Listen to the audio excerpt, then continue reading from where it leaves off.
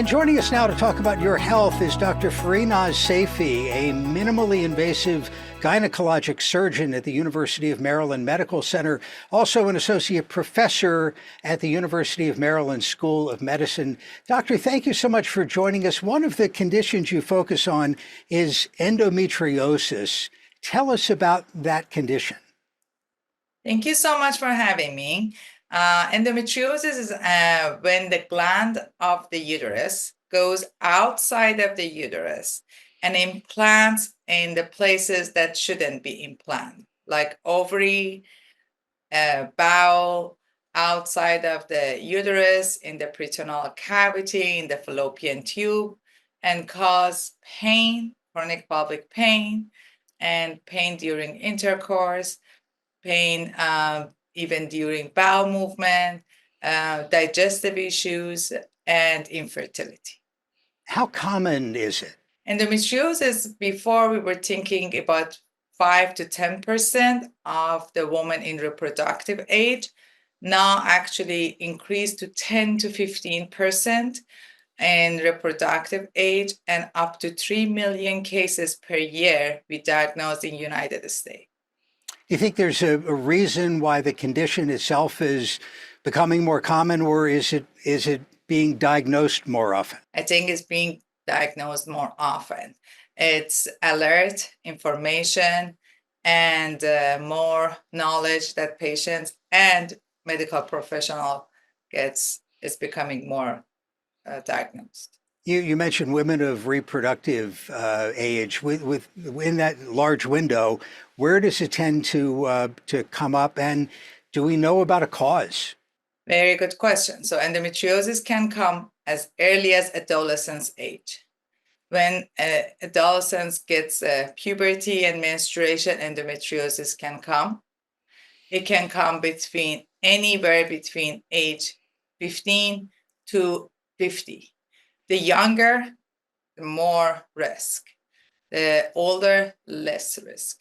Why this is happening? Nobody knows for sure. There are theories that maybe retrograde bleeding causing this, maybe genetic causing this. There are theories about environmental effect, but nothing is proven, and research is on progress.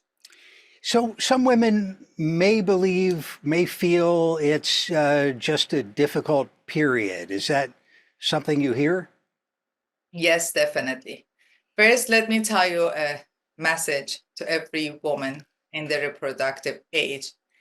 No period should be painful. That's not normal. That's completely abnormal. If you have a painful period, there is a reason for that.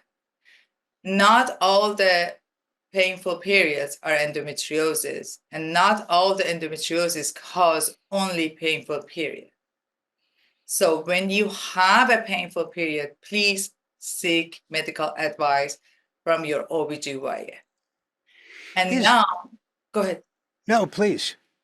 And now, if the endometriosis is only bad period or pelvic pain during period, no. Can cause chronic pelvic pain, can cause pain during intercourse, bloating, constipation, diarrhea, nausea, pain during voiding and urination, all comes from endometriosis.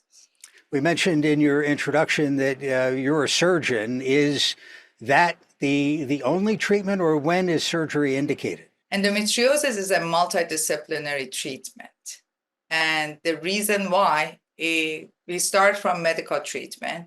If medical treatment fails or patient is seeking infertility and the organ is affected by the endometriosis, like blockage of the fallopian tube, large cystic mass that is preventing her to get pregnant, then we go to the surgical management. Severe pain is another reason that doesn't respond well to medical treatment, and we proceed with the surgical management. We offer in University of Maryland, we offer minimally invasive procedures for all the endometriosis surgeries, including we perform neurolysis, which decrease the pain significantly. And one more message, that endometriosis surgery should be done by endometriosis expert. And why is that? It's one of those things where somebody who does it twice a year may not be as speedy, or may miss some things that somebody does it, every week would catch. So if the endometriosis surgery not done well at the first attempt, it will increase the risk of future fertility and future surgeries. So it means that if we fail to remove all the cystic mass of the endometriosis in the first attempt, we should go back in 2 months and 3 months and remove the other part of it. And that will damage the ovarian reserve. That would actually put more harm to fertility than helping the patient. I've read that hysterectomy is sometimes indicated. When is it necessary? And for people who are who would like to still be fertile, can that be put off? Definitely. Hysterectomy is a last resort, and nobody can guarantee that even with hysterectomy, we can treat the endometriosis. So please say no to hysterectomy. There are more options, even surgical options, that other than medical options, to remove the endometriosis, to ablate them with a laser argon surgically, and to excise all the endometriosis nodule, to release the nerve that is affected by endometriosis. And there is no way that we can guarantee that hysterectomy will solve your problem. Just keep it as a last resort. Are there degrees of the condition, mild, moderate, severe? And if there is such a thing for somebody with mild endometriosis, would it tend to progress over time? There are a staging for endometriosis, and that depends on how many nodules, what is the size of endometriosis nodules, and where is the endometriosis. The degree is different. It doesn't matter what degree you have. That matters for us as a surgeon to compare it for the next step.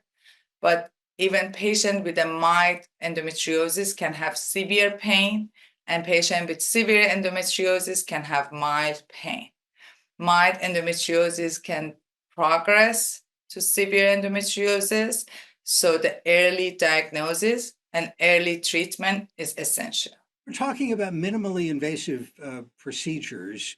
That obviously means no big incision. What's the advantage to the patient? I'm imagining less pain, maybe a shorter time in the hospital. So minimally invasive procedure, actually, we combining with the enhanced recovery after surgery, means that patient can drink up to 2 hours before coming to hospital. After the surgery, even after hysterectomy with a minimally invasive procedure, they can go home the same day. They can rest in their own bed with their own family and have a comfort of their own home. Their return to work is significantly shorter than open procedures and more traditional procedure. Other than most of our patients doesn't even need narcotic medication. They don't even use oxycodones that we give 5 or 6 oxycodone patients. They don't even use it. Starting point for a young woman who has some of the symptoms you described would be your local OBGYN, if you have such a relationship? Yes, definitely. Any abnormal menstruation, any abnormal pain you have, please describe it to your OBGYN. All the pain should be heard by us. And then if there is a suspicious for endometriosis, please ask for referral for the endometriosis experts. And what do you think is next in terms of frontiers in medicine? What do you think is on the horizon? So there are very good advanced research on the level of gene and also at the level of diagnosis of endometriosis by blood tests, by saliva tests, And so that will actually help us to diagnose endometriosis as soon as possible. Your health segments are a co-production of Maryland Public Television and the University of Maryland Medical System.